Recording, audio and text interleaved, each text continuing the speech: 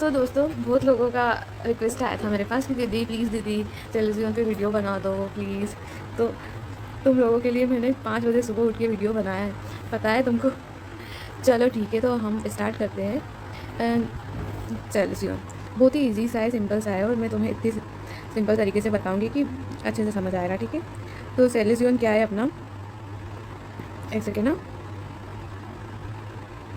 Television जो होता है वो chronic non suppurative inflammatory न्यूमोनियन gland, inflammation of न्यूमोनियन gland. तो इसमें क्या होता है कि टेलीविज़न को अपन हम है ना न्यूमोनियन सिस्ट भी बोलते हैं।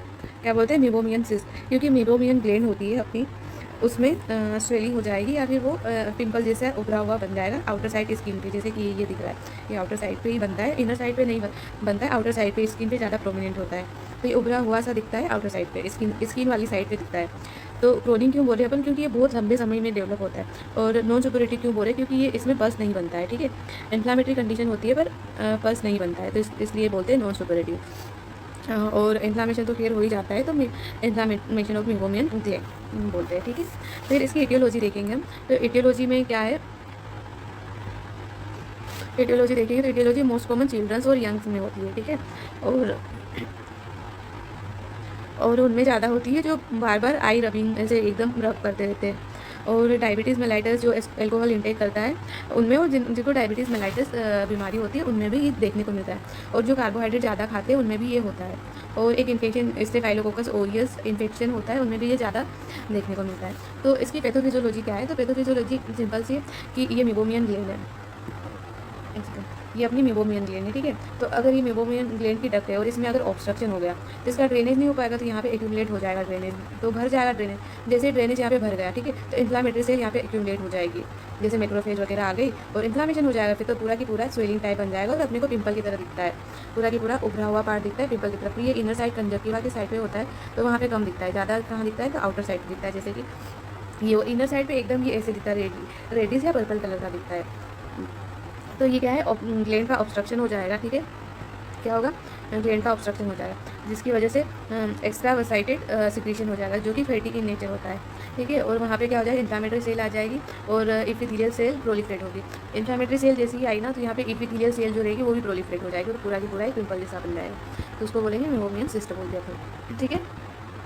फिर बाद में ये क्या बना लेगा, पूरा की पूरा ग्रेनुलोमा या फिर लाइको ग्रेनुलोमा बोलते हैं इसको, तो वो बना लेगा, स्वेलिंग हो जाएगी। और ये जो टेलीविजन होता है वो आउटर साइड पे ज़्यादा दिखेगा। कहाँ पे? आउटर साइड पे ज़्यादा दिखता है ये, स्किनी साइड पे ज़्यादा उभरा हुआ दिखेगा, इनर साइड पे सिर्फ अपने को ये रेडिस या फिर पर्पल कलर का दिखता है, ठीक है। तो इसके सिम्टम्स की बात करते हैं अपन। तो सिम्टम्स क्या क्या देखने को मिलता है? तो ये ग्रेजुअल इंक्रीज इन साइज, धीरे धीरे बढ़ता है साइज में, ठीक है। और माइल्ड हेवीनेस देखने को मिलेगा, थोड़ा सा हल्का सा हेवीनेस देखने को मिलता है। और अगर साइज इसका बड़ा हो गया तो ये कोर्निया को प्रेस करेगा, ये अपना कोर्निया है यहाँ पे, और ये अंदर की साइड से कोर्निया को प्रेस करेगा, ठीक है। और जैसे कोर्निया को प्रेस करेगा तो ब्लरिंग ऑफ विजन होगा।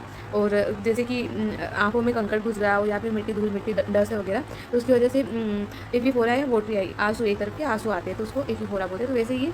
तो वैसे इफीफोरा डेवलप करता है ये, क्योंकि अंदर की तरफ प्रेस करेगा कोर्निया को, तो उसकी वजह से एफीफोरा डेवलप होगा, ठीक है। तो ये अपने हो गए सिम्टम्स। अब हम साइंस की बात करते हैं तो क्या क्या, तो ये नोडल जो रहता है अवे फ्रॉम द मार्जिन, तो जो मार्जिन जो होती है ये वाली मार्जिन अपनी, तो मार्जिन से दूर होता है, मार्जिन पे नहीं होगा, ठीक है। बहुत कम रेयर कंडीशन होती है जहाँ मार्जिन पे ही होता है, ये मार्जिन से एकदम दूर होता है।